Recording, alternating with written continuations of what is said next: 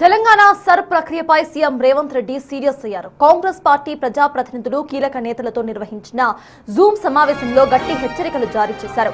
Sir చాలా serious అంశమని, ఇందులో నిర్లక్ష్యాన్ని అస్సలు సహించేది లేదని స్పష్టం చేశారు. మంత్రులు, ఎమ్మెల్యేలు, ఎంపీలు, నియోజకవర్గ ఇన్ఛార్జీలు మరింత బాధ్యతాయుతంగా పనిచేయాలని ఆదేశించారు.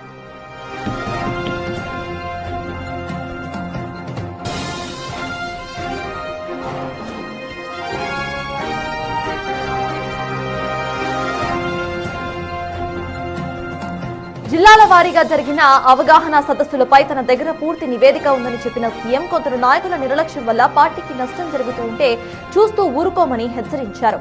సర్ విషయంలో నిర్లక్ష్యం వహిస్తే పేద ప్రజల రేషన్ కార్డులు, ఆధార్ కార్డులు పోయే ప్రమాదం ఉందని చెప్పారు.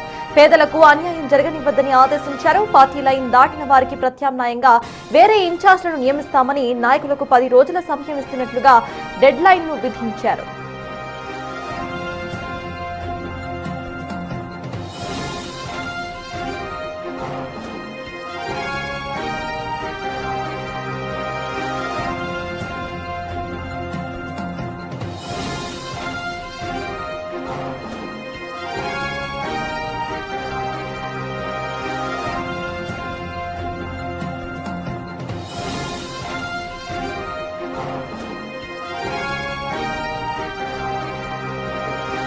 తెలంగాణలో సర్ ప్రక్రియపై సీఎం రేవంత్ రెడ్డి సీరియస్ అయ్యారు. కాంగ్రెస్ పార్టీ ప్రజాప్రతినిధులు కీలక నేతలతో నిర్వహించిన జూమ్ సమావేశంలో గట్టి హెచ్చరికలు జారీ చేశారు.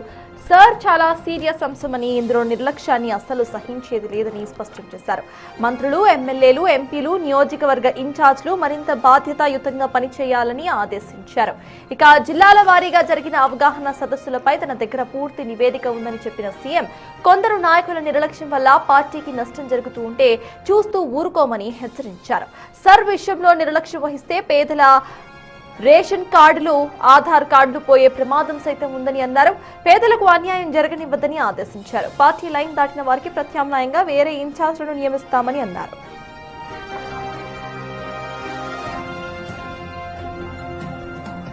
సర్ ప్రక్రియపై సీఎం రేవంత్ రెడ్డి సీరియస్ అయ్యారు. దీనికి సంబంధించిన పూర్తి అప్డేట్స్ మా ప్రతినిధి విజయ్ అందిస్తారు. విజయ్, చెప్పండి, సర్ ప్రక్రియను క్లోజ్ గా అబ్జర్వ్ చేయాలంటూ కూడా ఇరు రాష్ట్రాల సీఎంలు ఇటు చెప్తున్నారు. ప్రెసెంట్ మనం చూస్తున్నాము, రేవంత్ రెడ్డి కూడా కాస్త సీరియస్ గా రియాక్ట్ అయినట్టు అర్థమవుతుంది. సో సీఎం అసలు ఏమన్నారు? సర్ ప్రక్రియకు సంబంధించి ఫ్యూచర్ యాక్షన్ ప్లాన్ ఎలా ఉంటుంది విజయ్? తెలంగాణలో రేపటి నుంచి కూడా పూర్తిగా ఈ స్పెషల్ ఇంటెన్సివ్ రివిజన్ అనేది ప్రారంభం కాబోతా ఉంది. ముఖ్యంగా ఈ ఎస్ఐఆర్కు సంబంధించి కూడా ఈరోజు కాంగ్రెస్ పార్టీకి సంబంధించి అటు పిసిసి మహేష్ కుమార్, అలాగే తెలంగాణ ఇన్ఛార్జికి సంబంధించి మీనాక్షి నటరాజన్, అలాగే ముఖ్యమంత్రి రేవంత్ రెడ్డి కూడా ఒక సమావేశాన్ని ఏర్పాటు చేసి, జూమ్ సమావేశాన్ని ఏర్పాటు చేసి ఇటు ఎంపీలు, అలాగే ఇప్పుడు ఇన్ఛార్జీలుగా ఉన్నటువంటి మంత్రులు, ఎమ్మెల్యేలతో, అలాగే కాంగ్రెస్ పార్టీకి సంబంధించినటువంటి నాయకులతోటి ఒక సమావేశాన్ని అయితే ఏర్పాటు చేశారు. ఈ సమావేశంలో ముఖ్యంగా ఎస్ఐఆర్ పైన ప్రత్యేకంగా కూడా అటు బిఎల్ఏలకు ఎలా అయితే అవగాహన కల్పించారో ప్రజలకు కూడా అవగాహన అనేది కల్పించాలి. ఇటు కేంద్ర ప్రభుత్వం తీసుకున్నటువంటి ఈ నిర్ణయం ఏదైతే ఉందో దీనికి సంబంధించి అసలు ఎస్ఐఆర్ ప్రక్రియ ఎలా ఉండబోతోంది, అలాగే దీని అమలు ఎలా ఉండబోతోంది అనే దానిపైన కూడా పూర్తిగా ఇటు ముఖ్యమంత్రి రేవంత్ రెడ్డి అయితే ఇటు ఇన్ఛార్జ్ మంత్రులకు కూడా దిశానిర్దేశం అయితే చేశారు.